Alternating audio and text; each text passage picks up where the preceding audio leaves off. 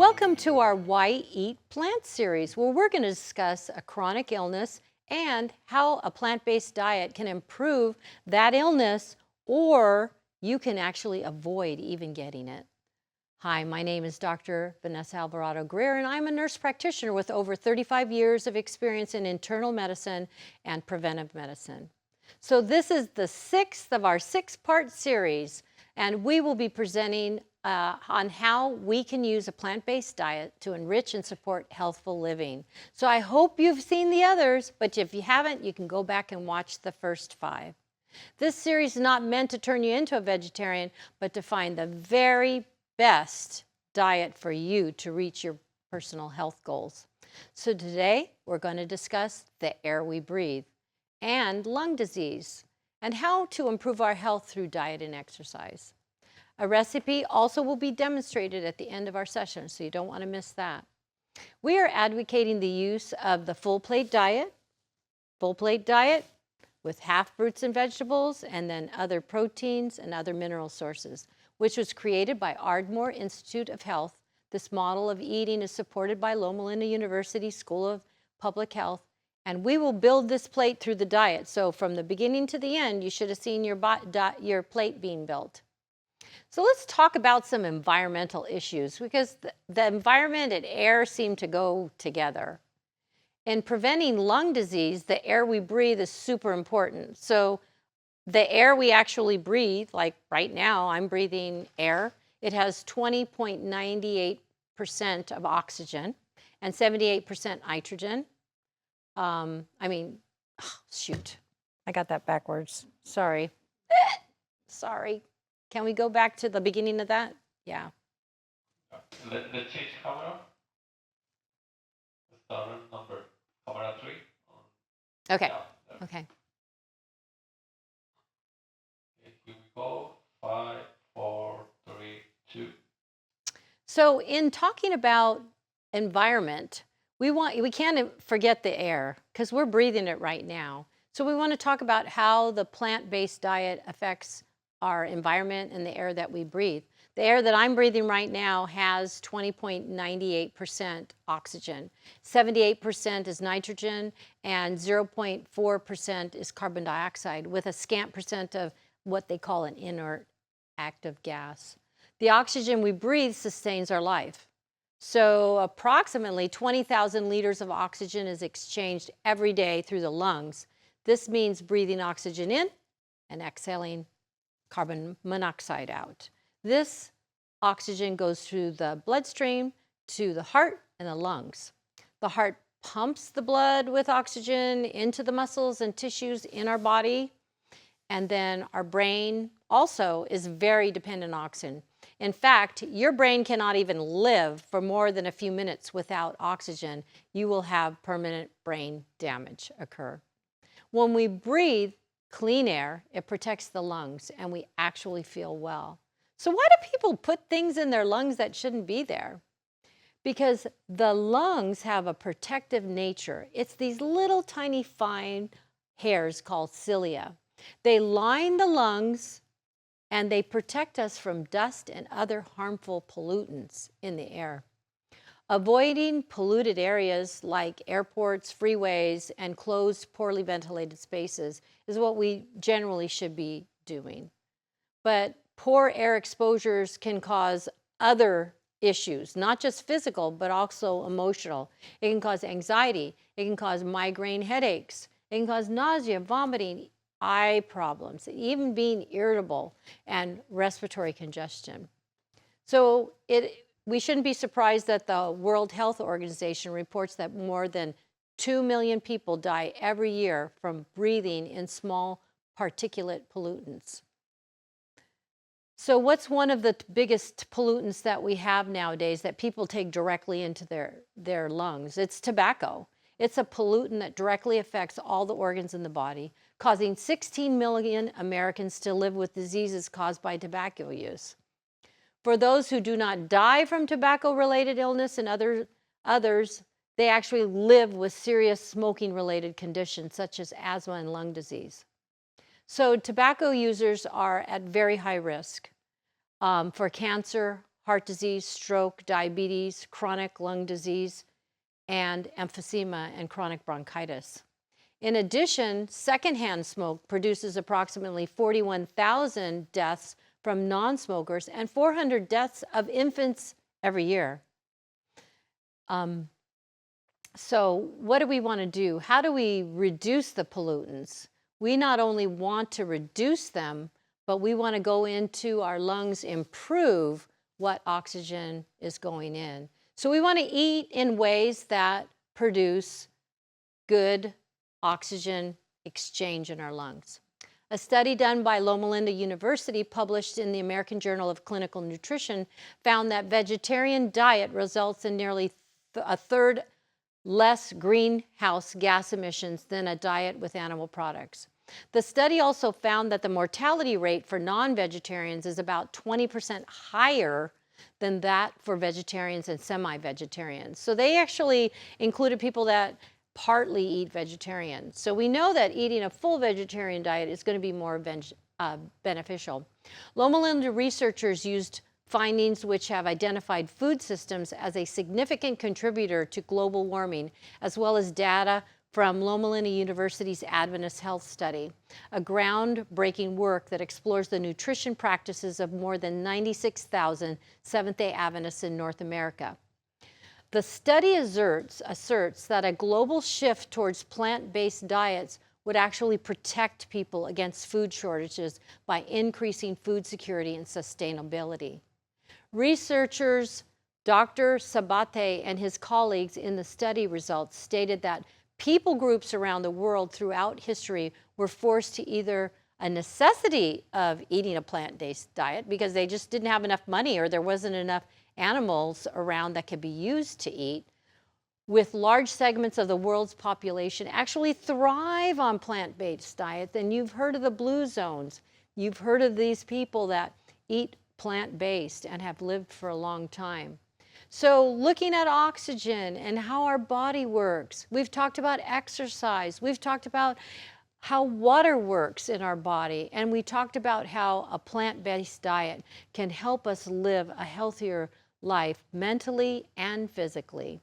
Today we're actually going to show you a little dessert and a nice crunchy granola that you can eat that's going to help produce that healthy lifestyle that you want. So stay tuned. So I know you were waiting for that dessert, so we're going to be doing a chia pudding with strawberries and pineapple right now. And this should be pretty simple to make.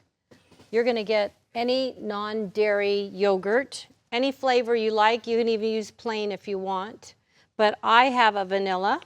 This is an almond milk yogurt. So we're going to put a half a cup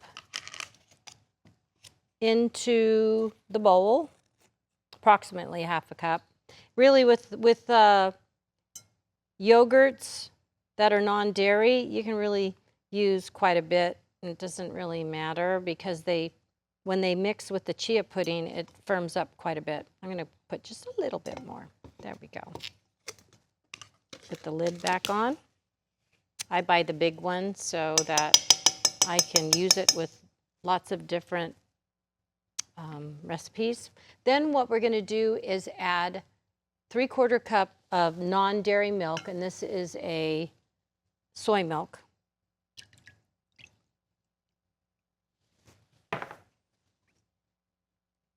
We're just going to mix this up. You want it to be kind of smooth.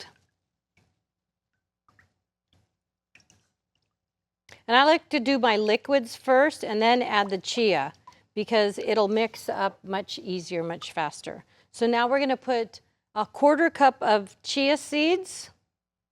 And I remember when I learned about, I didn't even know about chia seed. I was actually in Canada with my daughter and her girlfriend on a trip. And I didn't realize in Canada they grow a lot of chia. I didn't know that. So we're going to mix this up. And actually, I'm going to add a little bit more yogurt because we're not going to be having time to put this in the refrigerator. Because what happens is when you put it in the refrigerator, it firms up. It really thickens up because the chia has like a gel in it, and it makes it a nice thick pudding. So we're not going to have time to do that right now. So we could do that, and then we're going to add, I'm going to go ahead and add some coconut into the chia pudding, maybe about a half a cup or so. And then what I'm going to do is, it's not firmed up right now, but if I put it in the refrigerator for an hour, this would be very thick and pudding-like. So we're going to also add maple syrup to this. That's going to sweeten it. You might like it sweeter, or you might not like it as sweet, but I'm going to put, I like it sweet, so I'm going to put 2 tablespoons of maple syrup in here. And the one thing about maple syrup, you've seen that in a lot of our recipes, is that maple syrup does not make your blood sugar bounce up. It slowly increases. And so it's a good sweetener to use. So what we're going to do is, I got this little parfait glass here, and we're just going to make like a little parfait here. We're going to alternate it with fruit. And I'm going to put some pineapple. Got some small cut up pineapple here. I also have used frozen pineapple and made like a sorbet with the frozen pineapple and strawberries, and alternated that also with the pudding, and that's really good. I've served that to people that really enjoy that. Then we're going to put some strawberries in this.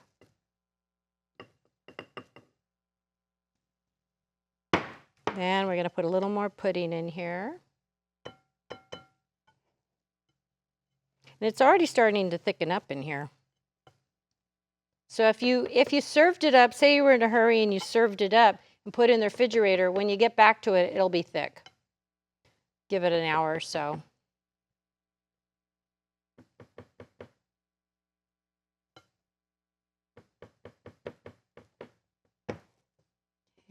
Then we're just going to place a few little cute little strawberries on the top. We like our food to look good, don't we? So we're just going to put that on top here. Whoops. And then a few little pieces of pineapple.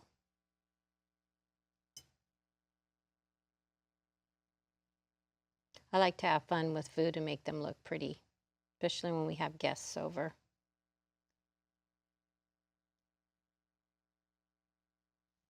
And then we're going to sprinkle just a little bit of coconut on top. And there you go. You have your strawberry pineapple chia pudding. So we'll be introducing a granola that you can actually use to alternate with the chia pudding. So that makes it a great breakfast food. Now we're going to make a granola. And a lot of people, they buy granola at the store. And recently I was at the store because there's a certain kind of granola my mom likes. $8 for a box of granola. And that only lasts her like a week and a half. So making your own granola is so much inexpensive, but it's so much more healthy because you do not have to use the processed sugars and fructose that would come in a store-bought granola. Very simple. We're going to mix this up. It goes onto a cookie sheet. You leave it on warm in the oven overnight. And when you wake up in the morning, the whole house smells so nice and yummy like a bakery. So we're going to start with taking the oatmeal, and we're going to use a old-fashioned oatmeal, not the quick cooking oatmeal. And this is going to be 4 cups of oatmeal. We're going to put some pepitas or pumpkin seeds in here. So you can use pretty much any nuts that you like can be used in here. Here's some walnuts. So we're going to get some omega-3s in here. And then whole flaxseed. Flaxseed works the best in your body when you break it up. So If you're using it in some type of loaf or other cooking or baking, you want to use the flax meal. But in this situation, we're going to be chewing and crunching this. So we're going to put the whole flax seed in. And this is a half a cup. So now we need to mix this up, but we're going to make I guess you like a solution to help bind this together. So we're going to start with about 10 to 12 dates. Now when you use dates, make sure there's no pits in them, because even when they say they're pitted, sometimes there's pits in them. So I'm just going to squeeze them each and just make sure there's no pit in them, because I didn't do that before it went in the container. So we're just doing that, and no pits. Then we're going to put a teaspoon of vanilla. We're going to use this is about a 1/4 cup of honey. You can use more if you like your granola sweeter. And some people like it sweeter, so you can use honey, agave. You can even use maple syrup. That gives it a different flavor. And then this is a half a cup of almond butter. You can use peanut butter if you want. You can use cashew butter. You can use tahini. You can use any. And there's 1 whole banana in here. The riper, the better. And then we've got a teaspoon of cinnamon and a little bit of salt we're going to put in here with half a cup of water. And we're going to whiz this up.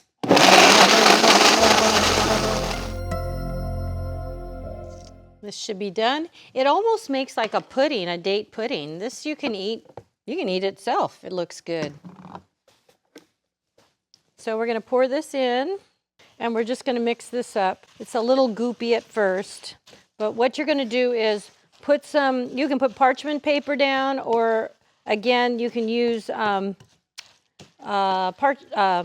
silicone pad, and just spread this out. You're going to kind of crumble it onto a cookie sheet, and then again, I just go ahead and put it on warm overnight, and it's perfect in the morning.